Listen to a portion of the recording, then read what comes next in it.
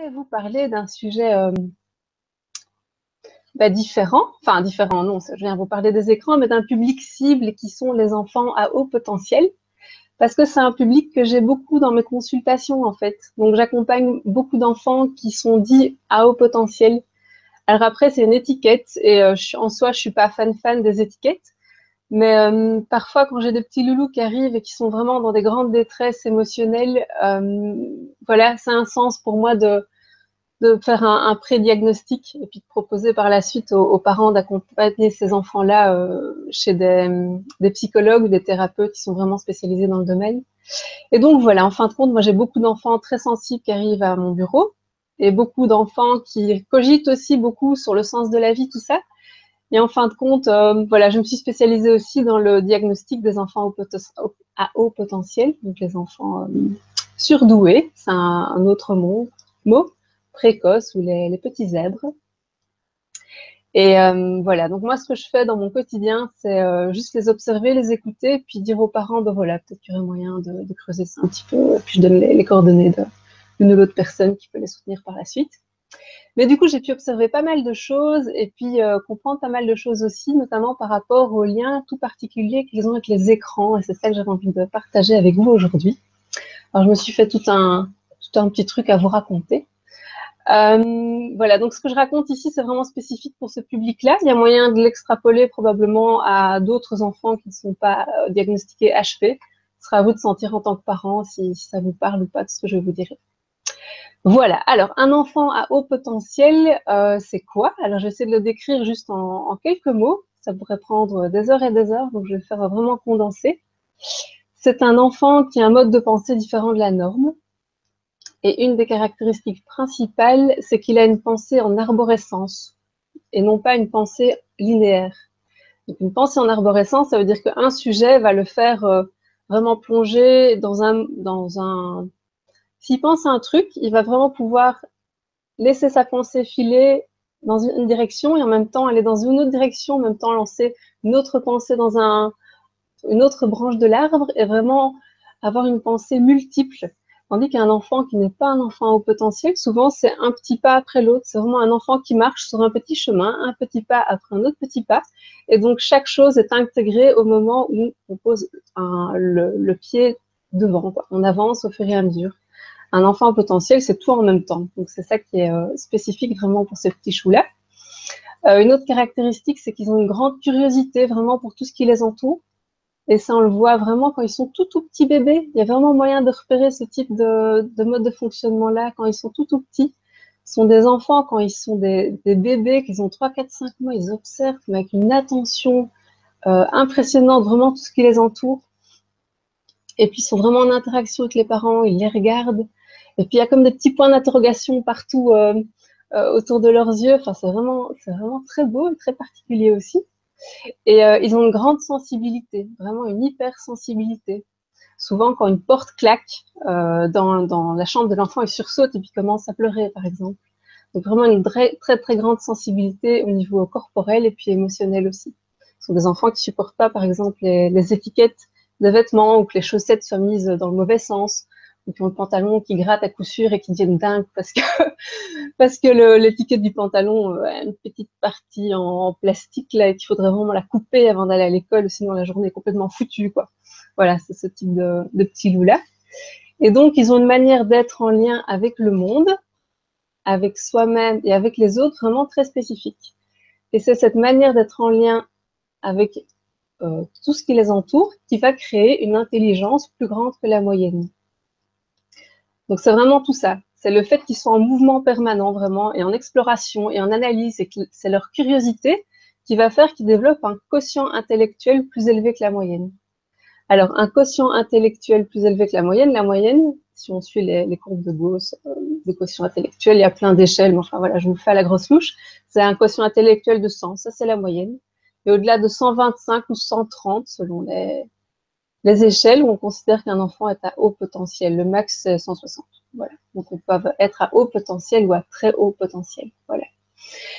Et donc, ces petits loulous, ils sont très malins et ils ont aussi une grande intelligence émotionnelle et plus élevée que la moyenne. Et donc, ils sont dans ce mode de fonctionnement-là. Ils arrivent sur Terre comme ça. C'est quelque chose Voilà, c'est comme ça. Ils sont comme ça, c'est vraiment leur moule, leurs caractéristiques spécifiques. Et donc, c'est un vrai cadeau d'être comme ça, et à la fois, parfois, c'est pas évident à gérer. Et parce que ce qu'ils vont vivre, c'est toujours vécu avec une grande, grande intensité. Et donc, ce que j'ai vraiment pu observer, et ce dont les parents me font part aussi, c'est que ces enfants absorbent vraiment comme des éponges tout ce qu'ils rencontrent.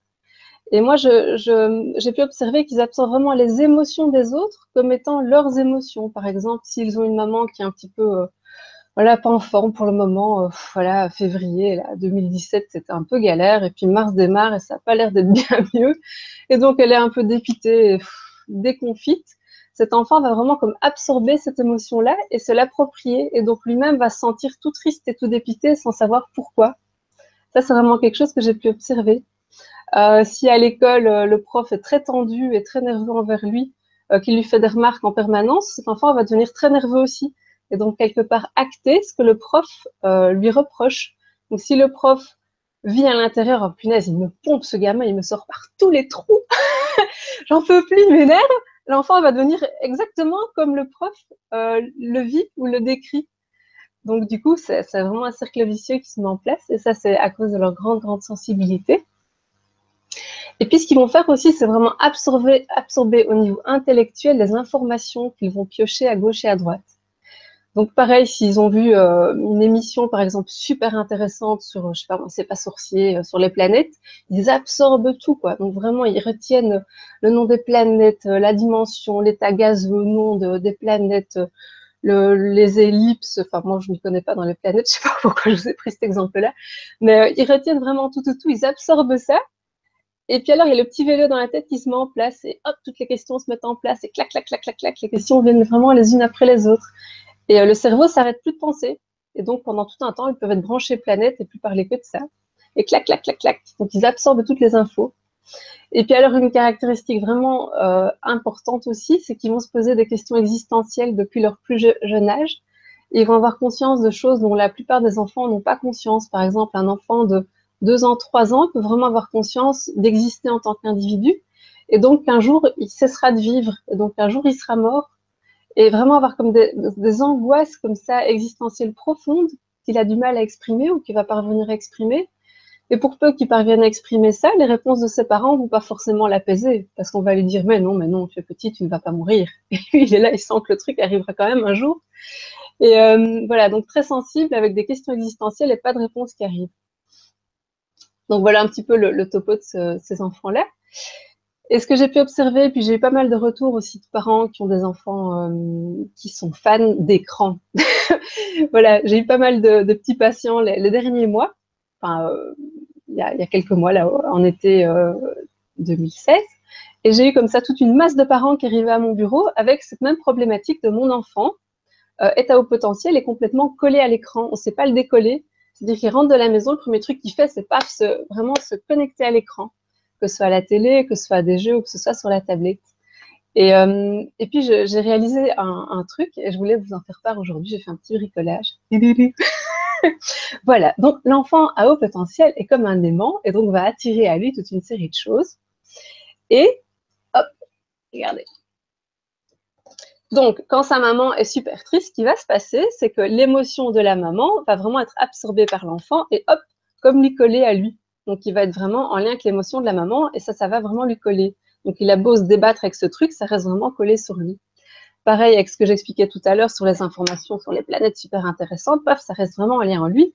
Et là, il est foutu, quoi. Il est en lien avec les émotions de sa maman, en lien avec les informations sur les planètes, et en plus, son prof ne le supporte plus, et donc ça fait un petit loulou qui est vraiment envahi par toute une série d'informations dont il n'arrive pas à se détacher.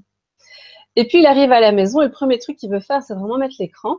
Et ce que ça va avoir comme effet, attention, ça va faire du bruit avec l'oreillette, hop là, c'est vraiment de le mettre comme dans une poche, zoup là, comme dans une petite poche, un petit plastique, qui va faire en sorte que quand il regarde la télé, il est vraiment comme anesthésié. C'est-à-dire qu'il est plus en lien avec ses différentes émotions, ses différentes informations intellectuelles. Il est plus en lien que lui-même, il est plus en lien que les autres, il est juste comme anesthésié par l'écran. Et donc, s'il y a d'autres facteurs stimulants qui arrivent et qui essayent de se mettre en lien avec lui, il n'y a pas moyen, en fait. Il n'y a pas moyen. Ah si, il y a moyen. Des mots foutus. Enfin, normalement, il fallait dire qu'il n'y avait pas moyen. Ou s'il y a moyen, on va dire, c'est pas vraiment avec lui, quoi. Ça se décollera au moment où on éteindra la télé. Vous avez vu comment je m'en sors comme je peux. Et donc, ce que je voulais montrer, c'est qu'il n'y a pas moyen que le reste s'accroche à lui, vu qu'il est complètement fondu dans la télé, il n'existe plus. Et, et voilà, donc ça lui fait vraiment un bien fou. Ça crée comme un sentiment d'apaisement, comme voilà. Donc ça, c'est quand l'enfant HP arrive à gérer les écrans. Et puis quand il n'arrive pas forcément à gérer ça, parce que ça lui fait tellement du bien par rapport à son quotidien, ce qu'on peut observer vraiment, c'est des comportements addictifs. C'est-à-dire que pour l'enfant, la seule solution pour faire taire ses émotions, pour faire taire son cerveau, c'est vraiment l'écran. Parce que quand il est en lien avec l'écran, il cesse d'exister, quoi. Il est vraiment fondu dans l'écran. Et du coup, ça, c'est pas forcément évident à gérer quand ces enfants-là ont trouvé cette solution-là comme la solution miracle et qui ne veulent plus faire que ça, vraiment être dans l'écran. D'ailleurs, les enfants HP ont souvent des comportements addictifs, pas tous, hein, certains profils de personnes HP. Et donc, il y a des addictions qui sont fréquentes aussi au niveau de l'alimentation, notamment. Voilà, au niveau du sport, ils peuvent être très, très, très sportifs, vraiment pour se vider la tête, mais sportifs à l'extrême, pas quelque chose de doux pour le corps. Voilà, c'est les extrêmes, hein, les personnes HP. Et du coup, en voyant que ces parents-là, les solutions qu'il y avait moyen de proposer pour ces petits loups, ce qui était intéressant pour ces enfants-là, c'est vraiment de proposer un temps limité. Alors, j'ai adoré l'histoire de Camembert de Christelle, je trouve ça extraordinaire. Je me dis que ça pourrait bien profiter à ces petits chouchous-là, proposer des camemberts et vraiment voir qu'est-ce qui est juste pour lui en âme et conscience. Aussi proposer des temps d'écran à des heures précises. Ça, c'est les structures pas mal, vu que c'est un peu le bordel dans leur tête, tellement ça va dans tous les sens. Proposer des heures précises tous les jours à la même heure d'écran, et puis un début et une fin. Ça permet vraiment de les apaiser. Et ça va à l'avance qu'ils devront décharger leur surcharge émotionnelle et intellectuelle autrement. C'est pas le choix, c'est comme ça. C'est entre 6 heures et 7 heures du soir, et puis c'est fini, le reste de la journée, il n'y a pas, par exemple. Voilà. Sinon, il y a tout ce qui est des activités de décharge pour décharger le surplus plutôt que d'anesthésie, comme la télé le fait sur eux. Et donc, ce que Florence expliquait super bien, quoi, être dans la nature, faire du sport, des activités artistiques, vraiment tout ce qui va permettre d'éliminer les émotions qui sont en trop plein dans eux et apaiser le mental. Et puis, il y a quelque chose qui fonctionne bien avec ce public-là aussi, ce sont les fleurs de bac. Donc, j'en ai parlé dans une émission Famille TV. Je crois que c'était la première qu'on a faite ensemble. Les fleurs de bac, c'est vraiment nickel. C'est vraiment quelque chose qui est un grand soutien pour ces enfants-là. Voilà. Alors, juste un truc encore, 2 livres qui sont très intéressants, qui ont été écrits par une dame qui est spécialisée en la matière, qui s'appelle Jeanne Sio-Fachin. Il y en a un qui s'appelle L'enfant surdoué, l'aider à grandir, l'aider à réussir, qui est vraiment une perle. Et puis, il y en a un qui n'est pas juste pour les enfants, qui est aussi pour les adultes, qui s'appelle Trop intelligent pour être heureux. Voilà, ma petite contribution du jour, Famille TV. Merci beaucoup, Charlotte.